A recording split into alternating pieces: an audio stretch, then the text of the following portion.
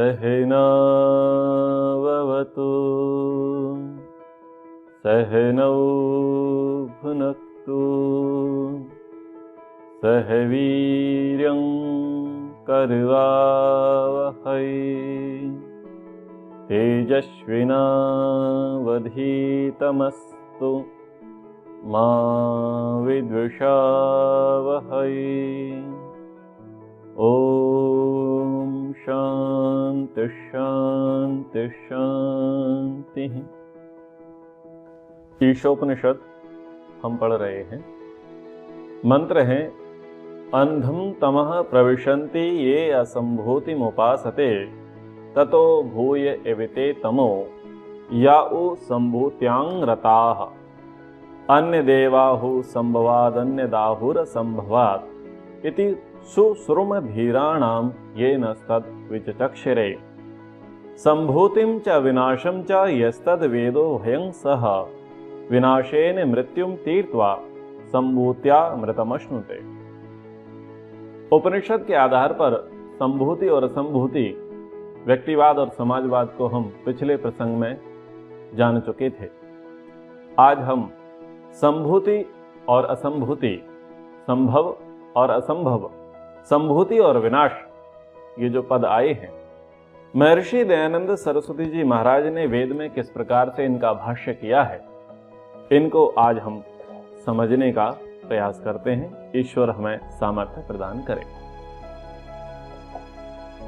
संस्कृत भाष्य ये था। संस्कृत में कहा ये जनः सकल जड़ जगतो अनादि नित्यम कारणम उपास्य तया स्वीकुर्वन्ति। जो मनुष्य समस्त जड़ जगत के अनादि नित्य कारण को उपासना भाव से स्वीकार करते हैं, ते अविद्यां प्राप्य सदा क्लिश्यन्ति। वे अविद्या को प्राप्त होकर के क्लेश को प्राप्त करते हैं। अगर सरल अर्थों में संभूति और असंभूति को मैं कहूं, एक लोग तो वो हैं जो संसार के कारण की उपासना कर रहे हैं, उस कारण की खोज करने में लगे हुए हैं, और एक लोग वे हैं जो ये संसार बन चुका है, ये जो सृष्टि बन चुकी है, इसकी जो उपासना कर रहे हैं। इनके विषय में ये कहा जा रहा है। तो कह रहे हैं जो मनुष्य समस्त जड़ जगत के अनादि नित्य कारण को उपासना भाव से स्वीकार करते हैं, वे गहरे अविद्या अंधकार को प्राप्त होकर के क्लेशमय युक्त जीवन व्यतीत करते हैं। जो लोग लगे हैं संसार कैसे बना, क्यों बना, किस लिए बना, संसार के बनने का कारण क्या है, संसार किस से बना, इसको ही उपास्य भाव से जान रहे हैं, उसी की खोज में लगे हुए हैं। और उन्होंने जो सृष्टि है, सृष्टि की उन्होंने क्या कर दी है, उपेक्षा कर दी है, और परमात्मा की जिन्होंने उपेक्षा कर दी है। और सरल अर्थों में कहें तो जो वैज्ञानिक हैं, साइंटिस्ट लोग हैं, जो खोज करने में लगे हैं, ग्रहों की, नक्षत्रों की, आकाश गंगाओं की, आदि कारणों की खोज करने में लगे हैं, और उसी में रत हैं। कई पीढ़ियां वो अपनी उसमें खपा दे रहे हैं, लेकिन किसकी खोज नहीं कर रहे हैं, ईश्वर की खोज नहीं कर रहे हैं, ईश्वर की उपासना नहीं कर रहे हैं। बस उसके मूल कारण जो है, उस कारण को खोजने में लगे हैं और उसी को सर्वोपरि मान रहे हैं। सत्वरजतम, उसी को सर्वोपरि मान रहे हैं। वो लोग अविद्या के गहरे अंधकार में हैं, वो लोग क्लेश युक्त जीवन व्यतीत करेंगे। दूसरे अर्थों में सरल रूप से कहे जाए कि जो डॉक्टर हैं, जो डॉक्टर हैं और चीड़ फाड़ करना जानते हैं, आयुर्वेद के जानकार हैं, शरीर विज्ञान के जानकार हैं, और वो भी क्या कर रहे हैं, कहते हैं कि देखो हमने पूरा शरीर चीड़ फाड़ करके देख लिया, उसमें आत्मा नाम की तो चीज हमें दिखती नहीं है। आप कहते हैं, आपके दर्शन, आपकी फिलॉसफी कहती है कि ईश्वर सर्वव्यापक है, लेकिन हमने पूरा मनुष्य चीड़ फाड़ करके देख लिया, उसमें ईश्वर दिखाई नहीं दिया। तो उन्होंने एक तो अनादि कारण को अस्वीकार कर दिया, यानी शरीर किससे बना इसकी उपेक्षा कर दी, और शरीर किसने बनाया इसकी उन्होंने उपेक्षा कर दी, और उसको छोड़ करके शरीर को ही प्राथमिकता देते रहे। तो वो लोग उनसे और गहरे अंधकार में जाएंगे। किनसे? यानी वैज्ञानिकों की अपेक्षा ये डॉक्टर गहरे अंधकार को जाएंगे। इस बात पर विरोध नहीं करना है, नहीं तो लोग कहेंगे कि देखो वैज्ञानिकों को और डॉक्टरों को, जिनको भगवान का दूसरा रूप कहा जाता है, उनके लिए ये वेद वाले बोल रहे हैं कि ये गहरे अंधकार को जाएंगे। ये प्रसंग नहीं है, ये भाव नहीं है। कह रहे हैं केवल इसी में लगे हैं, लेकिन ईश्वर को इन्होंने सिरे से खारिज कर दिया है। ईश्वरी सत्ता का इन्होंने निषेध कर दिया है। ये लोग गहरे अंधकार को जाएंगे। यानी जो कारण में लगे हैं, सत्व कैसे बना, रज कैसे बना, तम कैसे बना, ये कैसे बना, इलेक्ट्रॉन, न्यूट्रॉन, प्रोटॉन, और उसके पीछे भी जो क्वार्ट्स हैं और अन्य अन्य जो भी पार्टिकल्स होंगे, जिनकी खोज में लगे हैं और जिनको ये सर्वोपरि मान करके उपास्य मानते हैं, बोले ये गहरे अंधकार को जाएंगे। और उनसे अलग कौन व्यक्ति गहरे अंधकार को जाएंगे? संसार की उपासना करने वाले। और समझने का प्रयास करते हैं। कुछ लोग मूल कारण की उपासना करते हैं। आरुणि और श्वेत केतु, उपनिषदों में प्रसंग आता है। आरुणि मुनि के पुत्र हुए श्वेत केतु। श्वेत केतु विद्या पढ़ करके गुरुकुल से पिता गृह आए और वहां तत्वमसि का उपदेश आरंभ होता है। तो पिता आरुणि कहते हैं कि बेटा मूल को जान लो, इधर उधर परिश्रम करने की आवश्यकता नहीं है। तो मूल को जनाने के लिए वो कहते हैं कि यदि मिट्टी को जान लिया तो मृण्मयी सारी वस्तुओं को आप जान लेंगे, क्योंकि जितना निर्माण है वो सब मिट्टी का ही है। तो इस निर्माण पर मत भटको कि कितनी सुंदर ईंट बनी, कितने अच्छे पत्थर बने, और उनसे कितनी अच्छी दुकान बनी, कितने अच्छे मकान बने, भूमि बने, भवन बने, पहाड़ बने। इस पर ज्यादा फोकस करने की आवश्यकता नहीं। केवल आप इतना जान लो कि इसके मूल में क्या है, बोले मिट्टी है। फिर दूसरा कहा तो श्रृंगार की वस्तुएं हैं, आभूषण हैं, और आभूषण के मूल में क्या है, बोले स्वर्ण है। अब उसी स्वर्ण को आप नेकलेस कहोगे, पेंडल कहोगे, बिंदिया कहोगे, कुंडल कहोगे, करधनी कहोगे, पायजेब कहोगे, चूड़ियां कहोगे, लेकिन मूल में क्या है, मूल में स्वर्ण है। तो यदि स्वर्ण को जान लिया तो अन्य आभूषणों को जानने की, उनकी खोज करने की आवश्यकता नहीं है। मूल को समझ लो। और तीसरा कहा कि जितने भी लोह से युक्त वस्तुएं हैं, लोह से निर्मित वस्तुएं हैं, इनको जान लो कि इनके मूल में क्या है, लोहा है। तो ज्यादा बुद्धि लगाने की आवश्यकता नहीं है। यानी कि दो प्रकार के लोग होते ही हैं। लोहे से क्या करेंगे, रेल की पटरियां बनाएंगे, रेल के इंजन बनाएंगे, कारखाने बनाएंगे, बड़े बड़े स्ट्रक्चर खड़ा करेंगे।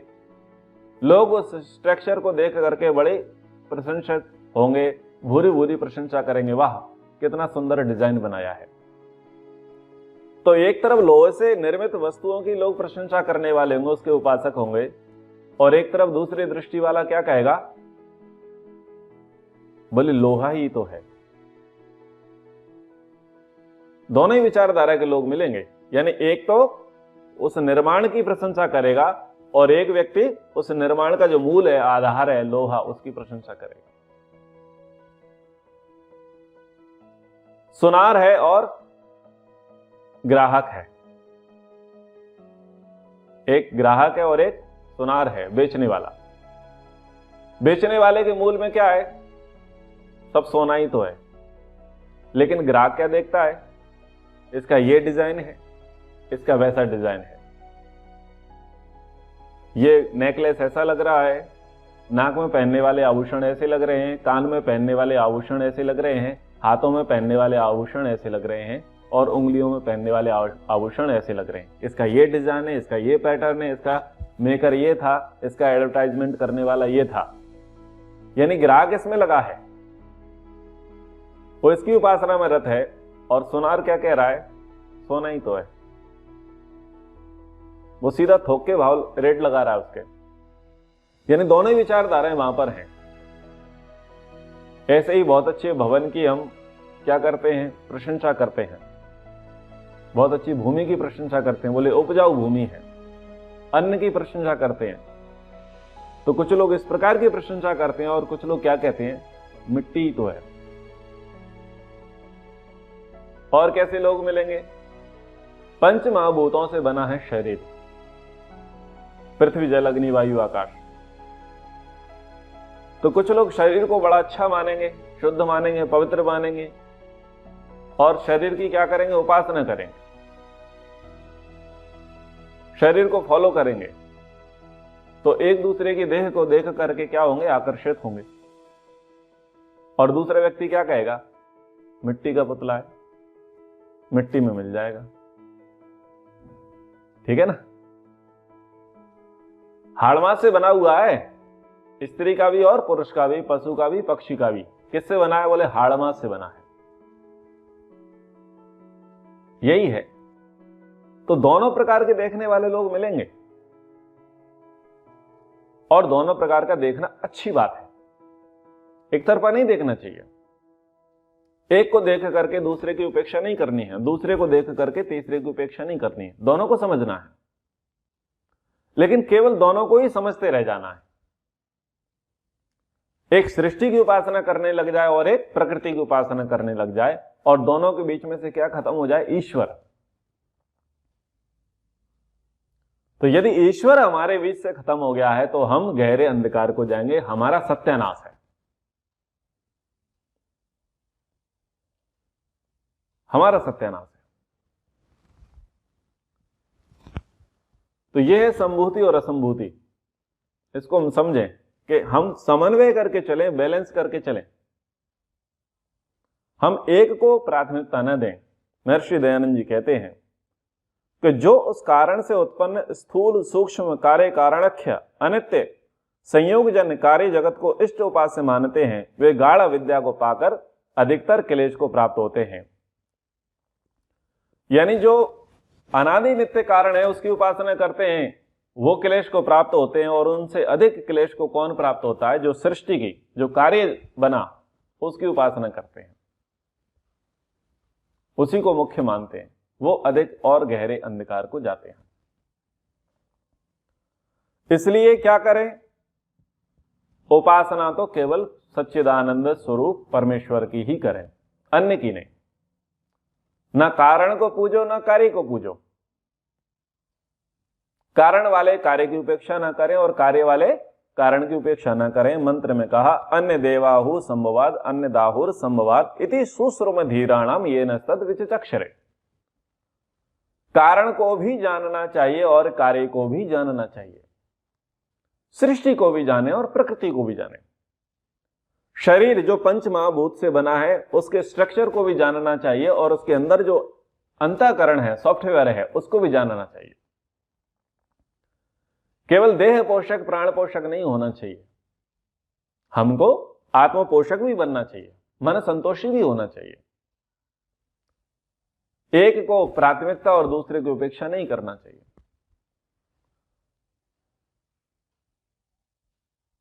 संभूति और असंभूति के उपासक ही ऐसे लोग होते हैं। जैसे जिम में जाते हैं, जिम में जाएंगे, वहां पर गीत बजेगा, जो भी जैसा भी बजेगा, और उनका गीत पसंद नहीं आएगा तो सब लोग अपना अपना ईयरबड्स लेकर के जाएंगे, अपना फोन लेकर के जाएंगे, स्किन टच कपड़े पहनेंगे, और सामने शीशा लगा होगा। एक दूसरे के शरीर को देख करके प्रभावित होंगे और सोचेंगे मेरा ऐसा शरीर कब बनेगा। तो वो एक फील्ड की उपासना कर रहे हैं। और दूसरे कौन है, वो दूसरे योगा वाले हैं। योगा वाले क्या कर रहे हैं, वो ये नहीं देख रहे हैं कि मसल्स कैसी हैं, हिप्स कैसी हैं, एब्स कैसे हैं, वो ये नहीं देख रहे, वो ये देख रहे हैं कि हमारे मन में संतोष कितना है, फ्लेक्सिबिलिटी कितनी है, आराम कितना है। लेकिन क्या देखा जा रहा है कि योगा वाले जिम वाले की उपेक्षा कर रहे हैं और जिम वाले योगा वाले की उपेक्षा कर रहे हैं। तो कह रहे हैं कि भाई शरीर आकर्षक भी होना चाहिए और फुर्तीला भी होना चाहिए। दोनों का महत्व है। शरीर आकर्षक सुडौल भी बनाओ और उसे लचीला भी बनाओ, उसे फुर्तीला भी बनाओ, दोनों की आवश्यकता है।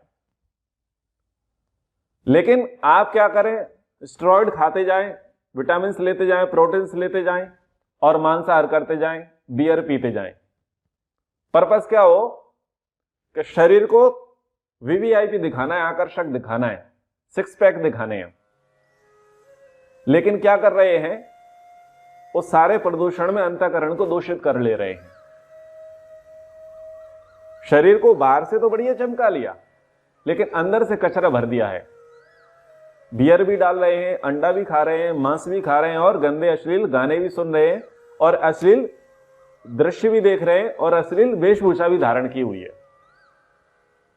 क्या स्थिति हो रही है? बोले चित्त निर्मल हो, दूषित हो चुका है, निर्मल नहीं रहा, मन की शांति समाप्त है, स्ट्रेस है बॉडी में बहुत ज्यादा। ना योग करते, ना ध्यान करते, ना प्राणायाम करते, ना ओम का उच्चारण करते, ना गायत्री की उपासना करते। ठीक है ना? तो अंतःकरण की शुद्धि कुछ नहीं की, लेकिन बाहर की पुष्टि करने में लगे हैं। ये संभूति और असंभूति है। कुछ लोग क्या चाहते हैं, मैं खाऊं और खाऊं, ज्यादा खाऊं, एक से एक वस्तुएं खाता चला जाऊं, लेकिन देखता नहीं है, खाएगा तो निकलेगा भी। लेकिन एक को केवल किससे मतलब खाने से और दूसरे को किससे मतलब निकालने से। दोनों के समायोजन पर सोच नहीं रहे कि भाई आउटपुट कैसा निकलेगा। मैं जैसा इनपुट दे रहा हूं, यानी जैसा अन्न खा रहा हूं, उससे मेरा कैसा मन बनेगा, उस पर कोई फोकस नहीं है। लेकिन अन्न पर फोकस है, मन पर फोकस नहीं है। और एक का मन पर फोकस है, अन्न पर फोकस नहीं है।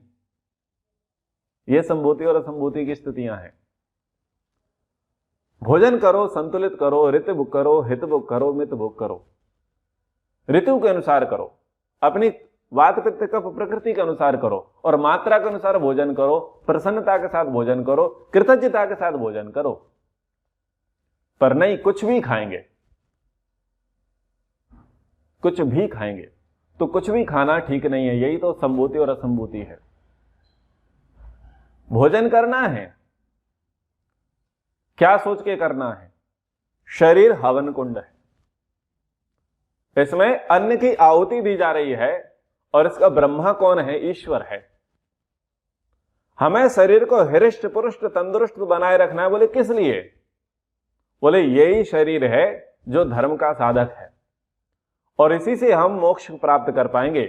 और हमारा उद्देश्य है कि हम ईश्वर को प्राप्त करें, हम ईश्वर की उपासना करें। इसलिए हम शरीर को बाहर और भीतर दोनों प्रकार से हृष्ट पुष्ट बनाएंगे। सुगंधिम पुष्टि वर्धनम, हमारा अंतःकरण सुगंधी वाला हो और हमारा शरीर पुष्टिकारक हो, यह भाव हमारे अंदर लेकर के आना है। लेकिन हम इसकी उपेक्षा कर देते हैं, बस खाते चले जाते हैं, खाते चले जाते हैं, देखते नहीं कि हमारे अंतःकरण में क्या पनप रहा है। जब हम जैसे विवाह कार्यक्रम होता है और समारोह होता है जिसको हम बोलते हैं गिद्ध भोजन, गिद्ध भोजन हम बोलते हैं वफे को, स्वरुचि भोज। वफे जो होते हैं, स्वरुचि भोज होते हैं, उसको हम गिद्ध भोजन बोलते हैं। यानी उस समय क्या होता है, जैसे पुराणों में आता है ना प्रसंग, भागवतों में, कि श्री कृष्णचंद्र जी रासलीला कर रहे थे, तो उनकी रासलीला को देख करके देवता लोग आकर्षित हुए और स्त्रियों को रूप धारण करके गोपियों को रूप धारण करके देवता वहां पर वृंदावन में रास में आ गए।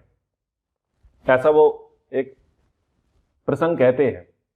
हालांकि प्रसंग बेसिर पैर का मूर्खता वाले, लेकिन इस प्रसंग के साथ मैं एक प्रसंग जोड़ता हूं कि जब स्वरुचि भोज का आयोजन होता है, जब वफे का आयोजन होता है, गिद्ध भोजन का आयोजन होता है, तो मनुष्य देह में पशुओं का अवतार हो जाता है।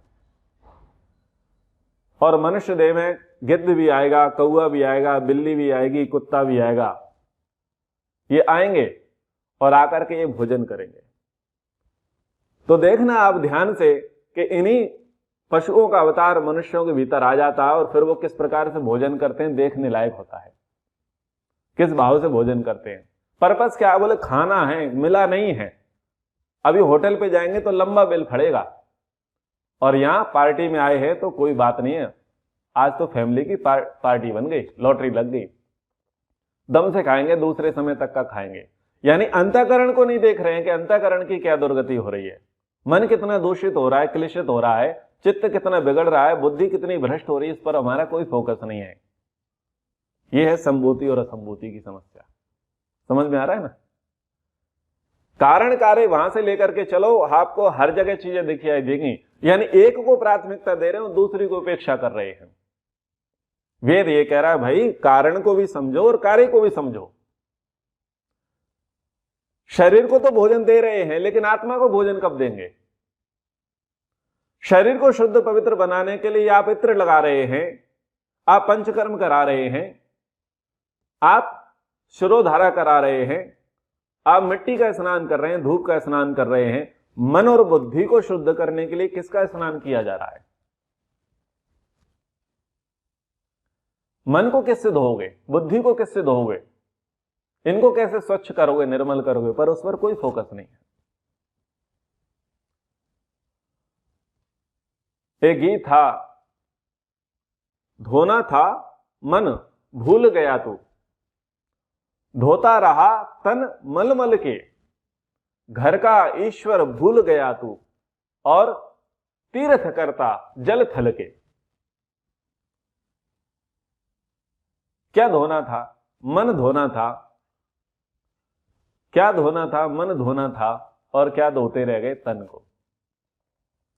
तो महर्षि मनु जी ने कहा, अद्विर गात्राणि शुद्धंति मनः सत्येन शुद्धति, विद्या तपोभ्याम भूतात्मा बुद्धिर्ज्ञानेन शुद्धति। बाहर की शुद्धि के साथ साथ भीतर की शुद्धि पर भी फोकस करो। दोनों को महत्वपूर्ण है, संभूति और असंभूति दोनों को साध के चलो, दोनों का समन्वय करके चलो। एक को प्राथमिकता और दूसरे की उपेक्षा मत करो। ठीक है, इतना आया प्रसंग समझ में? आगे चले तीसरे मंत्र पर। तो संभूति और असंभूति के प्रसंग में लोग जाते हैं यात्राएं करने के लिए, तीर्थों पर जाते हैं, पर्वतों पर जाते हैं, पहाड़ों पर जाते हैं, नदियों को देखते हैं, झरनों को देखते हैं। क्या कर रहे हैं? सृष्टि की उपासना कर रहे हैं। सुंदर संसार को देखते हैं और आह्लादित होते हैं, प्रसन्नचित होते हैं, भाव विभोर हो जाते हैं, वाह कितनी सुंदर रचना है। और उसी की उपासना करने लग जाते हैं और क्या मानते हैं कि हम यहीं पर बस जाएं और यहां से हम कहीं ना जाएं। लेकिन क्या छूटा जा रहा है? ईश्वर। रचना को देख करके प्रभावित हो रहे हैं, लेकिन रचनाकार पर फोकस नहीं है। सुंदर सुंदर वृक्ष देखते हैं, हरे भरे वृक्ष देखते हैं, लताएं देखते हैं, बेलपत्र देखते हैं, फल देखते हैं, फूल देखते हैं, यानी कार्य जगत देख रहे हैं, बड़े प्रभावित हो रहे हैं, बड़े प्रसन्नचित हो रहे हैं, और बड़े ही उनसे लाभ ले रहे हैं, अपनी सेल्फी निकाल रहे हैं। लेकिन ये नहीं देख रहे कि एक हरा पेड़ है, दूसरा हरा पेड़ है, यानी एक जामुन का पेड़ है, दूसरा आम का पेड़ है, दोनों के पत्ते हरे हैं, लेकिन दोनों का हरा कलर मैच नहीं कर रहा। दोनों की जो रेखाएं हैं, बनावट है, वो मैच नहीं कर रही है। दोनों एक ही मिट्टी में खड़े हैं, लेकिन एक का गुण का स्वभाव अलग है और दूसरे का अलग है। यानी उसके पीछे जो रचनाकार है उसकी उपासना नहीं कर रहे हैं, केवल किसकी उपासना करने लगे? सृष्टि की उपासना करने लगे हैं। बागवानी कर रहे हैं, खेती कर रहे हैं, बगीचे लगा रहे हैं, अच्छे अच्छे पौधे लगा रहे हैं, नक्षत्र वाटिकाएं बना रहे हैं, लेकिन उसके मूल में कौन है? मूल रचनाकार कौन है? मूल प्रणेता कौन है? उसकी उपासना नहीं कर रहे हैं। यानी कार्य जगत की उपासना कर रहे हैं, लेकिन ईश्वर की उपासना नहीं कर रहे। तो ये बहुत सारे उदाहरण आपको संभूति और असंभूति को समझाएंगे, कार्य और कारण को समझाएंगे। कार्य यानी जो बन चुका है, कारण यानी जिससे बना है।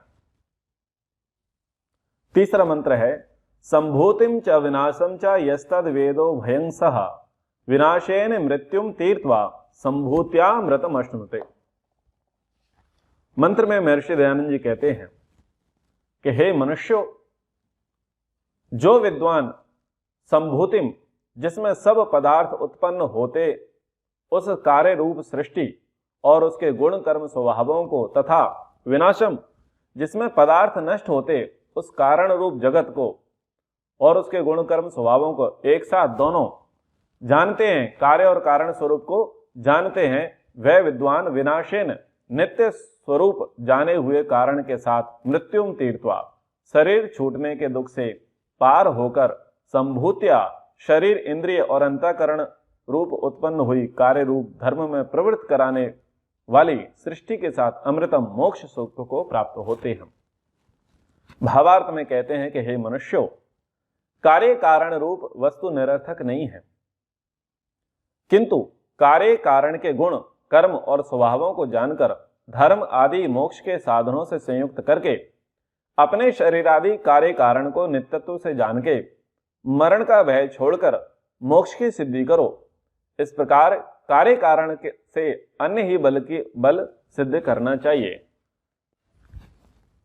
इन कार्य कारण का निषेध परमेश्वर के स्थान पर उपासना प्रकरण में जानना चाहिए। कितनी अच्छी बात कही है कि कार्य और कारण को समझो। यदि इनको समझ जाओगे तो मृत्यु दुख से भी तर जाओगे और मोक्ष सुख को भी प्राप्त कर लोगे।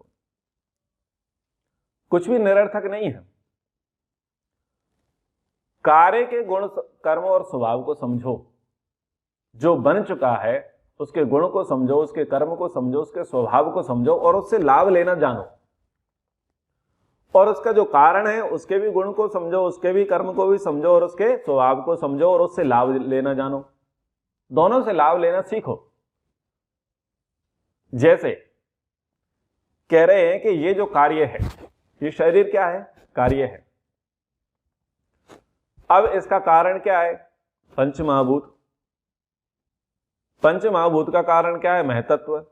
और महतत्व का कारण क्या है? सत्वरजतम प्रकृति।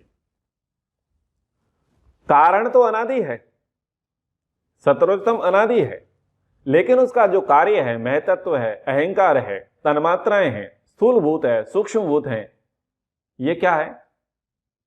ये अनादि नहीं है, ये नित्य नहीं है, ये अनित्य है, सदा रहने वाले नहीं है। जब हम ये जान लेंगे कि हम चेतन तत्व आत्मा इस कार्य शरीर में रह रहे हैं और इसके कारण क्या है? बोले हमें अपने शुभ कर्मों के माध्यम से शरीर मिला, तो अब हम इसका क्या करें? बोले इसमें आसक्ति ना रखें, इससे हम अपने प्रयोजन को सिद्ध कर लेवें। और शरीर नष्ट होगा, मैं नहीं नष्ट होऊंगा। शरीर तो मिला था और छूट जाएगा, और फिर मिलेगा, फिर छूट जाएगा। शरीर फाइनल प्रोडक्ट है, यानी कार्य है, और ये बाद में अपने कारण में विलीन हो जाएगा। तो कारण में विलीन होने से पहले हम अपने कार्य को सिद्ध कर लें, ये बुद्धि हमारे भीतर आ जावे। ये शरीर कारण में विलीन होने से पहले हम इससे अपने कार्य सिद्ध कर लें, तो क्या होगा? मृत्यु दुख से दूर हो जाएंगे। क्या मृत्यु दुख है? मृत्यु दुख ये है कि मैं मर जाऊंगा, ये शरीर छूट जाएगा, ये घर दुकान मकान ये छूट जाएगा, ये पति पत्नी पुत्र पुत्री पद पैसा प्रतिष्ठा ये छूट जाएगा, और बोले इसके बगैर तो मैं मर, मेरा जीना ही बेकार है। तो ये जो मृत्यु दुख है, वो मृत्यु दुख आपको दूर कर देगा। आपको ये समझ में आ जाएगा कि ये कार्य है, ये घर, ये दुकान, ये मकान, ये पद, ये पैसा, ये प्रतिष्ठा, ये बने हैं और एक दिन बिगड़ेंगे। ये शरीर बना है और एक दिन बिगड़ेगा। इसलिए इस पर आसक्ति मत रखो, इस पर मोह माया मत रखो। आप बस कारण को समझो। कारण है पुण्य कर्म, शुभ कर्म, निष्काम कर्म, उस पर फोकस करो। वो आप बार बार करते रहोगे तो ये मिलता रहेगा, और ये मिलता रहेगा तो आप अपने कार्यों की सिद्धि करते रहोगे। तो इससे आप मृत्यु दुख से छूट जाओगे। यानी जिसने भविष्य के लिए अच्छा सा रजिस्ट्रेशन करा रखा है, अपने फिक्स डिपॉजिट करा रखा है, अपने अच्छे पुण्यों का जिसने संचय कर रखा है, और जिसने वर्तमान जीवन को सही ढंग से जिया है, अपनी जिम्मेदारियों को, कर्तव्यों का ठीक ठीक जिसने निर्वाह किया है, उसे मृत्यु दुख नहीं होगा। वो हंस करके विदा लेगा। क्यों लेगा? बोले मुझे नई शुरुआत करनी है, क्योंकि उसका प्रमोशन हो रहा है, डिमोशन नहीं हो रहा। और जिसने ये माना कि नहीं यही शरीर पहला और आखिरी है, पुनर्जन्म नहीं होता, कर्म की फिलॉसफी पर जिसको विश्वास नहीं, ईश्वरी सत्ता पर जिसको विश्वास नहीं, और अंतःकरण को जिसने शुद्ध पवित्र नहीं किया है, वो मर जाएगा। वो मृत्यु दुख से छूट नहीं सकता, उसको अश्मिता के क्लेश घेरता ही रहेगा। लेकिन जो ये समझ जाएगा कि न शरीर से आत्मा का संयोग जन्म है और शरीर से आत्मा का वियोग मृत्यु है, और ये संयोग वियोग चलते रहेंगे, तो फिर उसे मौत का डर नहीं होगा, मौत का भय नहीं होगा। ठीक है ना? तो इससे वो मृत्यु दुख से तर जाएगा इस प्रकार से। और जब वो इससे पूरा पूरा ठीक ठीक लाभ लेना आरंभ कर देगा, तो वो अमृत हो जाएगा, वो मोक्ष तत्व को प्राप्त कर लेगा। अब आप महर्षि जी के भावों को फिर से सुनिए तो आपको समझ में आएगा कि कार्य कारण रूप वस्तु निरर्थक नहीं है। ना कार्य निरर्थक है, ना कारण निरर्थक है, दोनों सार्थक हैं। किंतु कार्य कारण के गुण, कर्म और स्वभावों को जानकर धर्म आदि मोक्ष के साधनों में संयुक्त करके, कार्य को समझ लो और कारण को समझ लो, दोनों को समझ करके उनके गुण कर्म स्वभावों को जान करके जो धर्मादि मोक्ष के साधन हैं उससे आप संयुक्त हो जाओ, आप उसका अनुष्ठान आरंभ कर दो। अपने शरीर आदि कार्य कारण को नित्य से जान के मरण का भय छोड़कर मोक्ष की सिद्धि करो। आपका शुभ किया हुआ नष्ट नहीं होगा, आपका दान दिया हुआ नष्ट नहीं होगा, धर्म का आचरण आपका नष्ट नहीं होगा। जो धर्म कर्म करोगे, जो अंतःकरण के शुद्धि पवित्रता का काम करोगे, वो नष्ट नहीं होगा। ये आपको मृत्यु दुख से छुड़ा देगा। और जब आप अपने अंतःकरण को शुद्ध पवित्र बना लोगे, क्लेशों को दग्धबीज कर लोगे, तो आप मोक्ष सुख को प्राप्त कर लोगे। इस प्रकार कार्य कारण से अन्य ही बल सिद्ध करना चाहिए, यानी ईश्वरीय बल को प्राप्त करने की सिद्धि करनी चाहिए, ना कि इसकी सिद्धि करना कि संसार कैसे बना, संसार का कारण क्या है, या संसार की शेयर करो। केवल इतने मात्र पर फोकस मत करो। हमको यह जानना चाहिए कि संसार का मूल कारण क्या है, हमको यह जानना चाहिए कि संसार कैसे बना, हमको यह जानना चाहिए कि ये जो तन्मात्रा पंचभूतों का ये संसार है, इससे हमें कैसे लाभ लेना है। हमको शरीर को भी समझना है, हमको आत्मा को भी समझना है, हमको सबको समझना है। किस लिए समझना है? बोले परमात्मा की प्राप्ति के लिए समझना है। यदि परमात्मा की प्राप्ति इसमें निहित नहीं है तो कारण की उपासना करने वाले डूबेंगे और कार्य की उपासना वाले भी डूबेंगे। संभूति की उपासना करने वाले भी गहरे अंधकार को जाएंगे और असंभूति की उपासना करने वाले भी गहरे अंधकार को जाएंगे। तो हम संभूति को जाने, असंभूति को जाने, किसके लिए? परमात्मा के लिए। हम इनकी उपासना करें, यानी इनकी प्राप्ति, इनसे सुख भोग लेना चाहें, इनसे लाभ लें, इनको लाभ दें। बोले किस लिए? बोले परमात्मा की प्राप्ति के लिए, ईश्वरीय तत्व की प्राप्ति के लिए, मोक्षत्व की प्राप्ति के लिए हम इनको जाने समझें। तो पहली स्टेज आएगी मृत्यु दुख से छूटना। लोग ये सोचते हैं कि हमने इतना पढ़ा, इतना जप किए, इतना व्रत किए, इतने उपवास किए, इतना दान दिया, इतना यज्ञ किया, लेकिन अभी हमारे क्लेश शांत नहीं हुए, अभी हमारा अंतःकरण उतना शुद्ध पवित्र बना नहीं है, तो मोक्ष तो इस जन्म में हमें मिलने वाला है नहीं। तो यदि मोक्ष नहीं मिला तो इतना दान करना, इतना सेवा करना, इतना पेड़ लगाना, इतना परोपकार करना, इतना विद्या अध्ययन करना, ये क्या सब निरर्थक है? तो उसे बताया जाता है कि ना, ये निरर्थक नहीं, ये सार्थक है। जब उसे ये समझ में आता है कि ये सार्थक है, दान करने से धनवान परिवार में जन्म मिलेगा, विद्या अर्जित करने से विद्वान परिवार में जन्म मिलेगा, बुद्धि को शुद्ध पवित्र करने से हम विचारों के दूषण से दूर हो जाएंगे, मन को शुद्ध पवित्र करने से हम निर्मल मन को प्राप्त करेंगे और दोबारा जन्म लेंगे। जब ये बात पता चल जाएगी तो मृत्यु दुख छूट जाएगा। ये समस्या हमारी खत्म हो जाएगी कि बताओ, हमने तो ईशोपनिषद एक अध्याय पढ़ लिया था, मर गए, तो बताओ क्या रिजल्ट निकला? अष्टाध्यायी याद कर ली थी, 4500 सूत्र याद कर लिए थे, पर मर गए, क्या मतलब निकला? इतने सारे यज्ञ कराए, इतनी सारी प्रभूत दक्षिणा दी, लेकिन ईश्वर तो मिला नहीं। बोले ना, चिंता मत करो, आप इसको समझ लो, इसका फल है, इसकी प्राप्ति होगी, ये आपको मिलेगा, थोक में मिलेगा, ब्याज के साथ मिलेगा, चिंता मत करो। तो वो मृत्यु दुख खत्म हो जाएगा हमारा।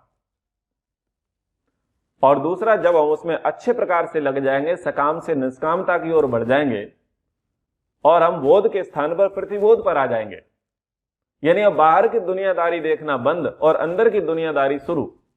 बाहर की यात्राएं बंद और अंतर मन की यात्राएं जब आरंभ कर देंगे तो फिर ईश्वर प्राप्त हो जाएगा, यानी फिर अमृत तत्व को प्राप्त कर लेंगे। तो इस प्रकार से ये जोड़ों के साथ ये वेद मंत्र हैं, विद्या और अविद्या, संभूति और असंभूति, ये दोनों हमें समन्वय युक्त जीवन जीने के लिए कहते हैं।